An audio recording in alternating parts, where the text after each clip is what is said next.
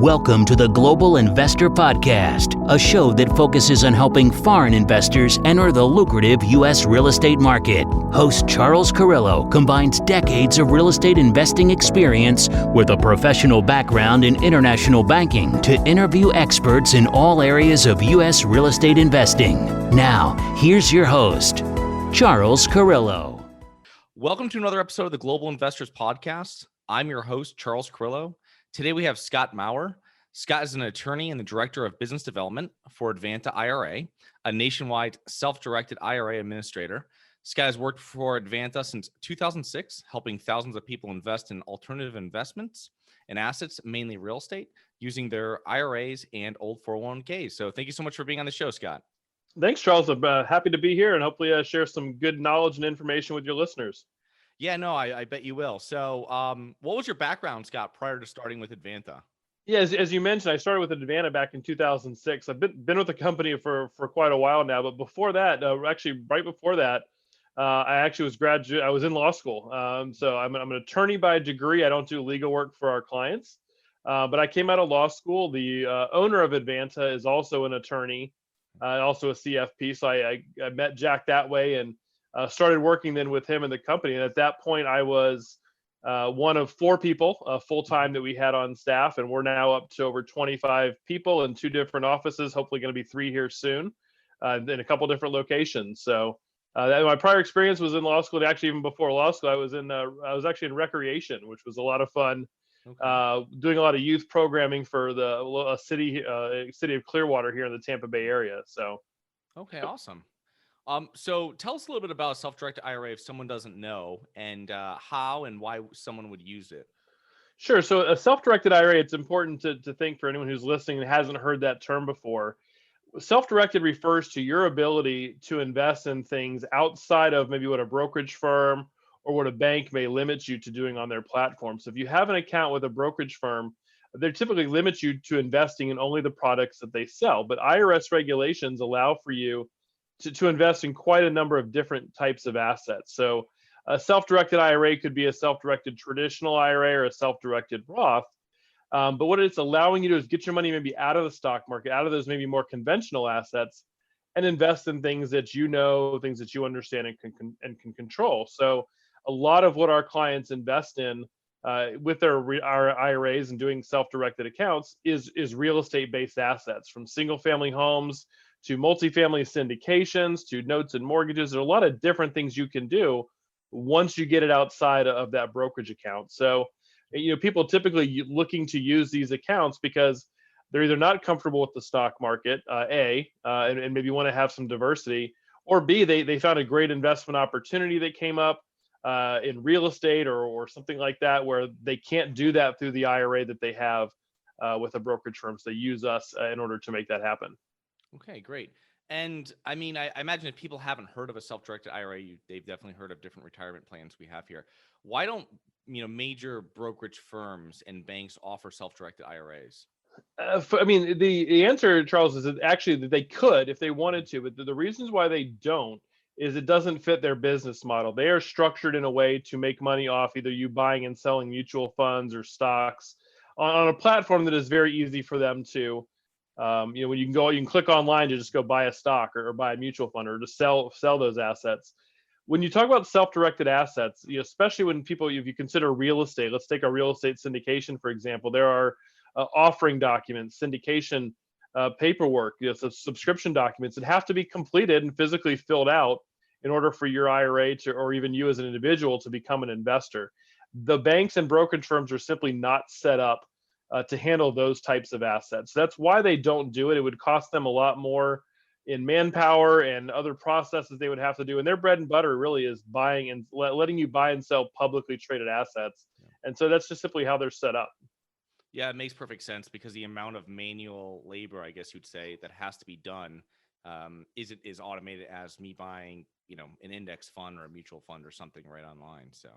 Exactly. They would have to bring in, more staff and train staff probably. This is, again, something that, people who've ever talked to their broker about a self-directed IRA, you'll find out a lot of times that they have no idea what they are because they're not brought up in that world. So you're talking about retraining a lot of people and going, creating whole new divisions of individuals again, and that's not how they're set up to make money. So that's typically why they don't offer it.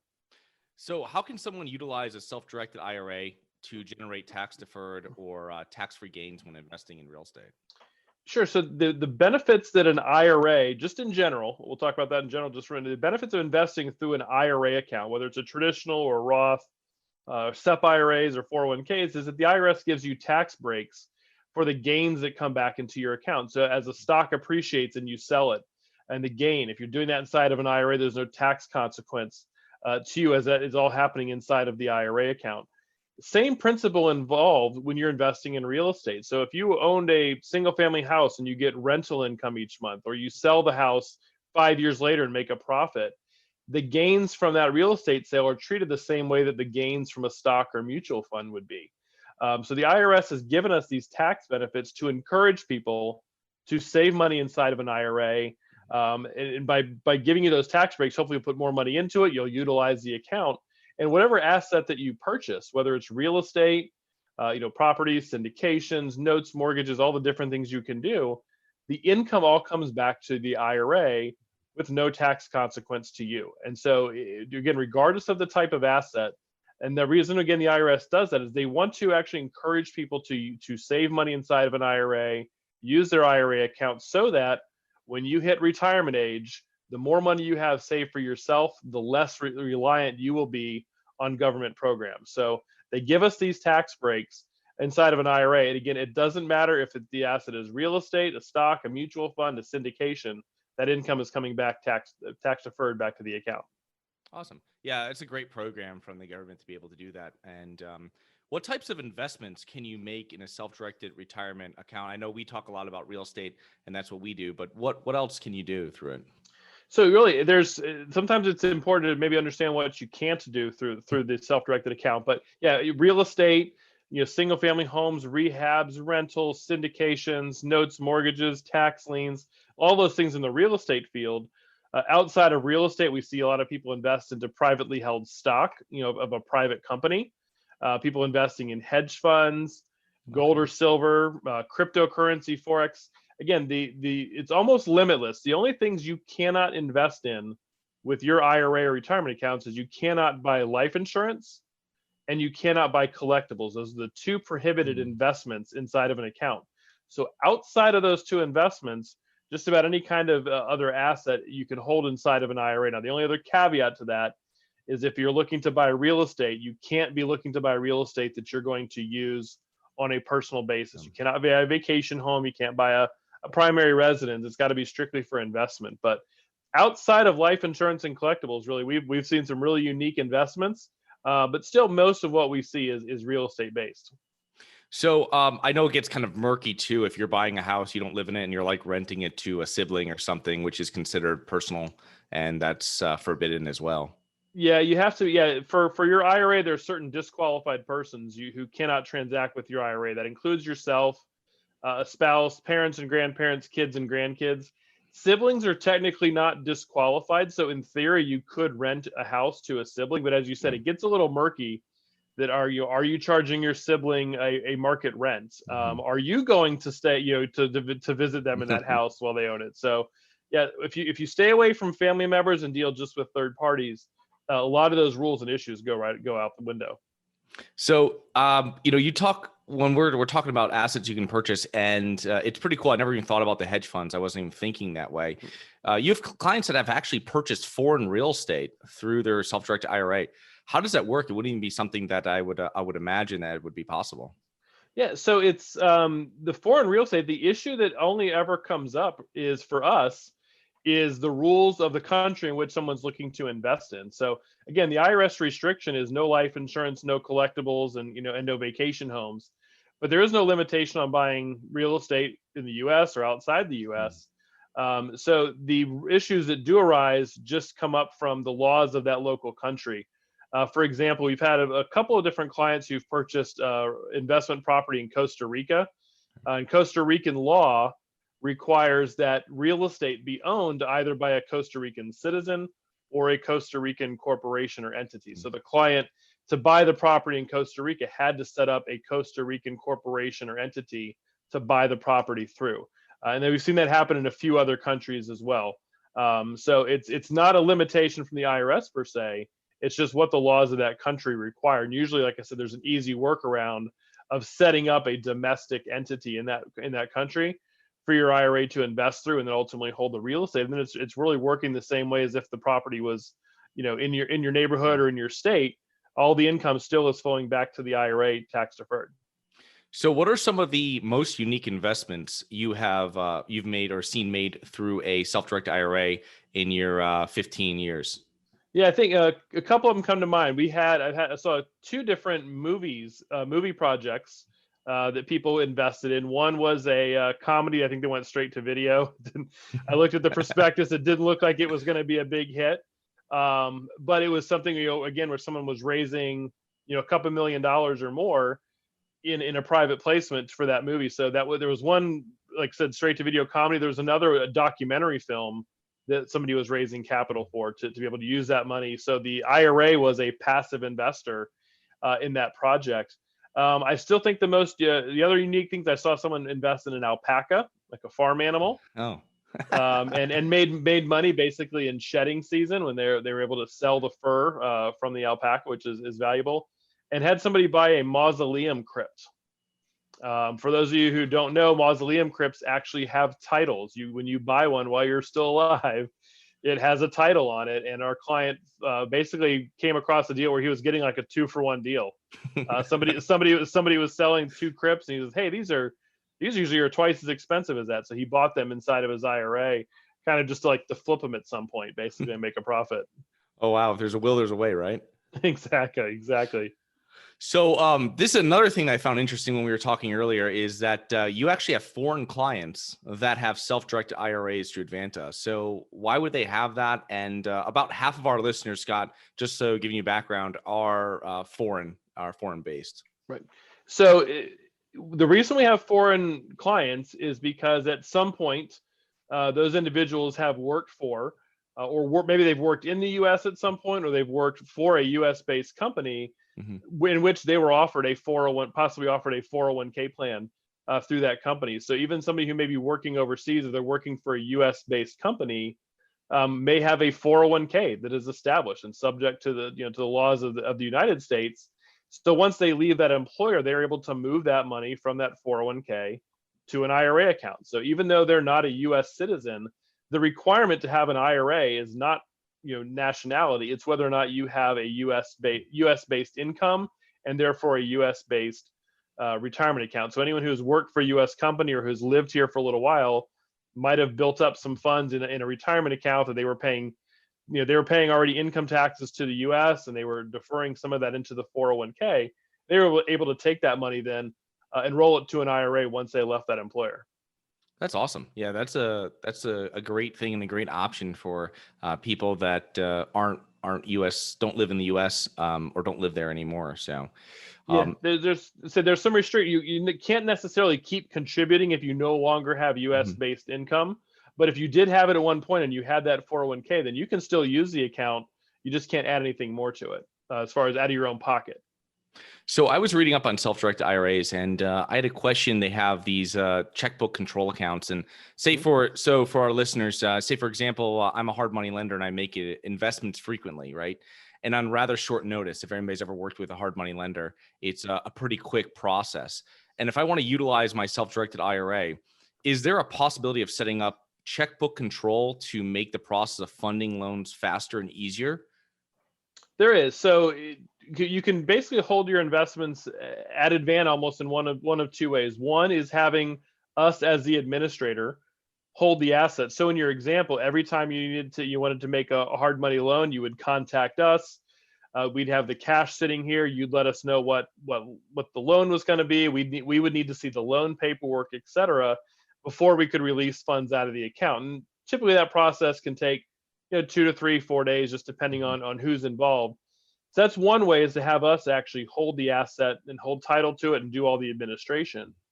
The checkbook option involves you setting up typically a limited liability company or an LLC that is 100% owned by your IRA account. And what you would do in that scenario, rather than having Advanta hold on to your cash and issue funds out for each different investment as they come up. You can actually upfront have us send the cash in your IRA to the LLC, to an LLC bank account, and from there, you as the manager of the LLC can disperse and hold those different loans. So it's kind of taking the cash out of the account with us, putting it into an LLC bank account, and the LLC, we want to see documents that your IRA owns that LLC. But then from there, that cash is in an account that you can control to issue those hard money loans out at your convenience, and possibly working much more quickly, not paying nearly as much in fees because you're handling a lot of that paperwork. You do still have to follow the rules, like you can't lend money to yourself and those disqualified persons we talked about, but it does give you a greater degree of control for sure. Okay, awesome. Is that something where you guys would assist someone doing that? I imagine you've done it before. Absolutely. We have plenty of clients that have done it. We do not set up the LLC. So even though I mentioned I'm an attorney and I know how to do it, I'm not permitted to do so. But we certainly have referrals to attorneys or CPAs that can help you set up the LLC.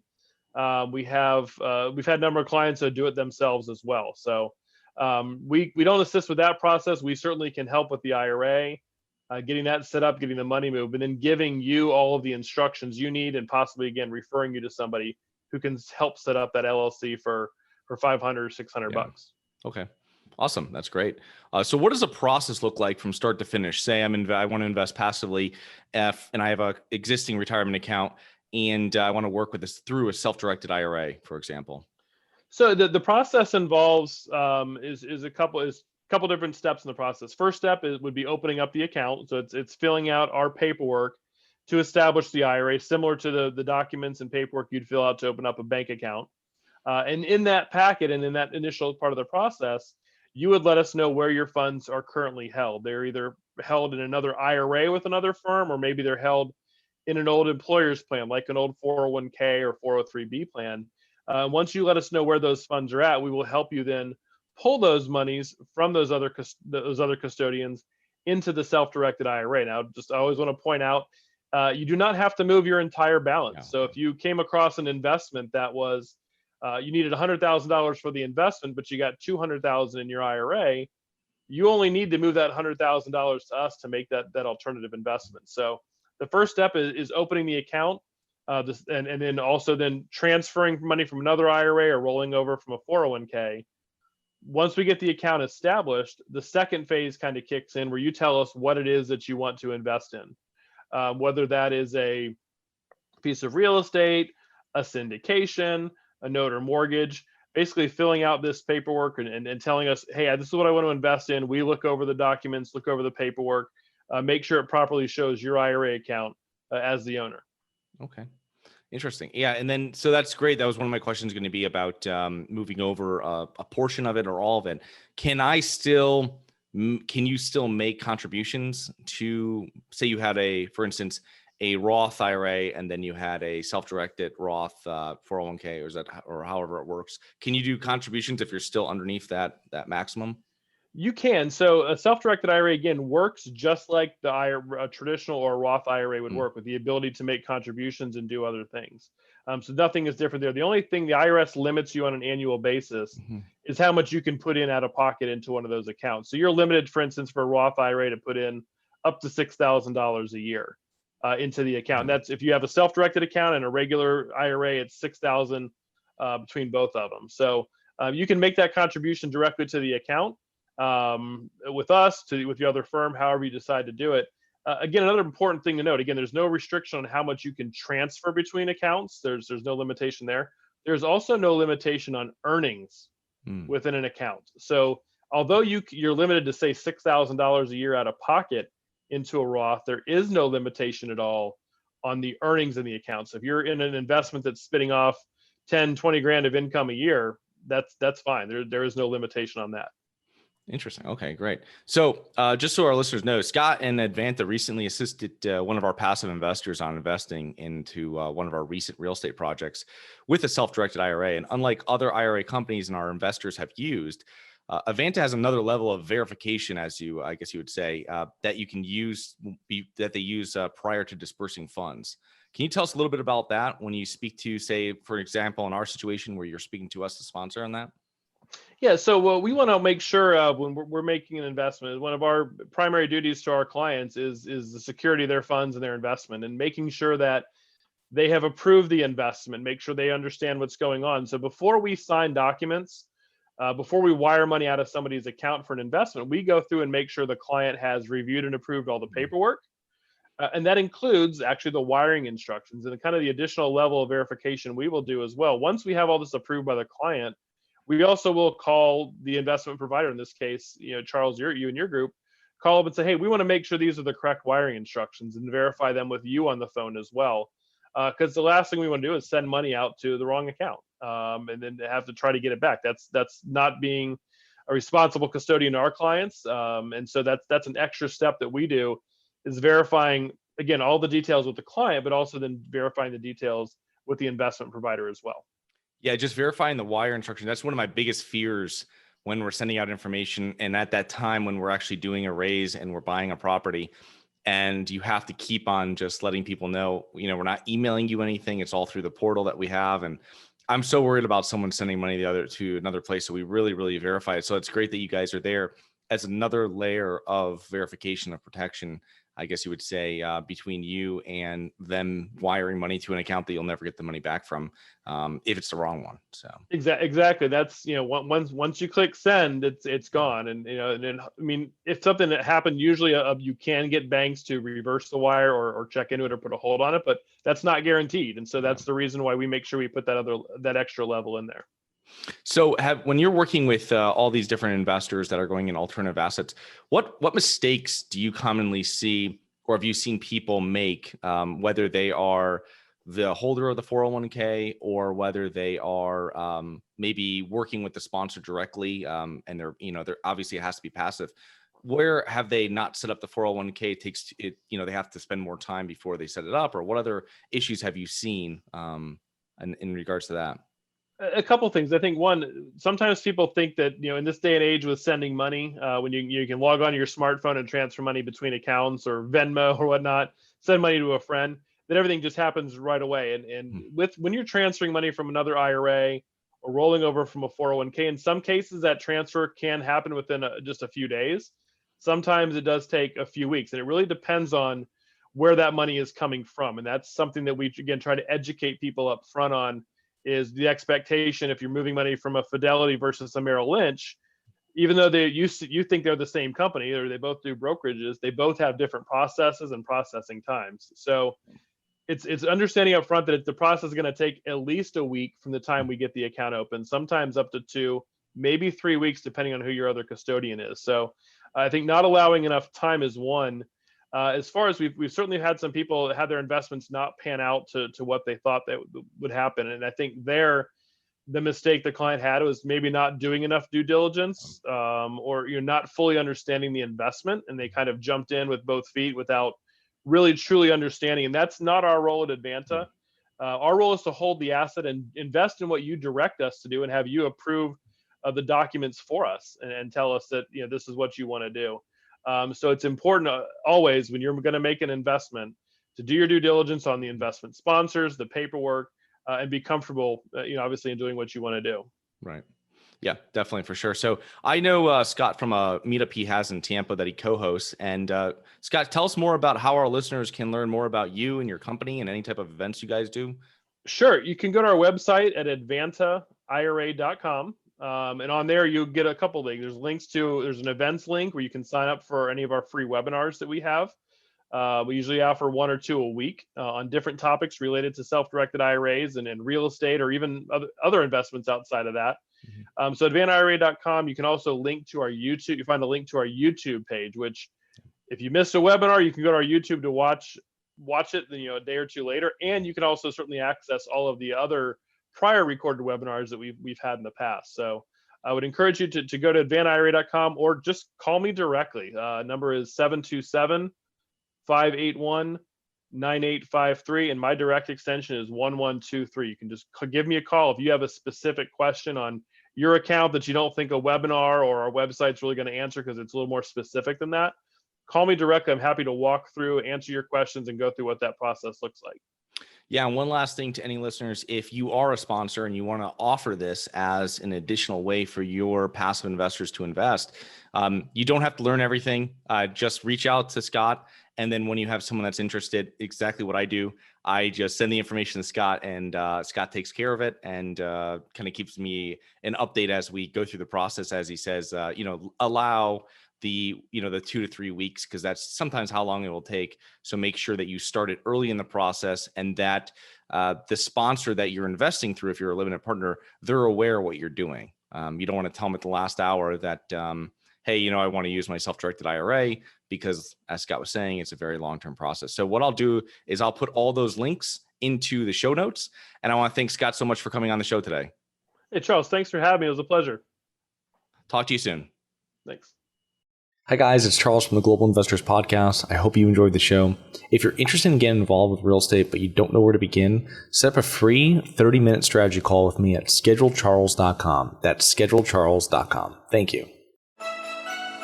Thank you for listening to the Global Investor Podcast. If you like the show, be sure to subscribe on iTunes or Google Play to get new weekly episodes. For more resources and to receive our newsletter, please visit globalinvestorpodcast.com. And don't forget to join us next week for another episode.